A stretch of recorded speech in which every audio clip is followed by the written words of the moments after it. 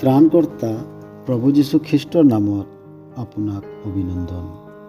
পবিত্ৰ বাইবেলৰ মথিয় লিখা শুভবাৰ্তা 6 অধ্যায় 13 পদত আমি এইদৰে পঢ়িবলৈ পাওঁ, আমাক পৰীক্ষালৈ নিনিবা, কিন্তু পাপ আত্মাৰ পৰা ধৰি ৰাখা।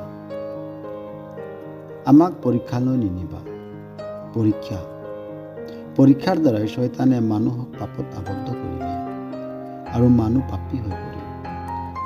পৰীক্ষা মানুহৰ ব্যক্তিত্ব, গুণ আৰু কৰ্মক ঈশ্বৰৰ বিধান অনুযায়ী মূল্যাংকন কৰে। পাপৰ হেতুকে মানুহে পৰীক্ষাত বিফল হয়, কিয়নো পাপে মানুহৰ অন্তৰক সাৰ শূন্য কৰি পেলায়। তেতিয়া মানুহৰ কৰ্ম ঈশ্বৰৰ সন্মুখত অনৰ্থক হৈ পৰে। মানুহ দুৰ্বল হোৱা হেতুকে সি পৰীক্ষা আৰু প্ৰলোভনৰ সন্মুখীন হ'ব নোৱাৰে।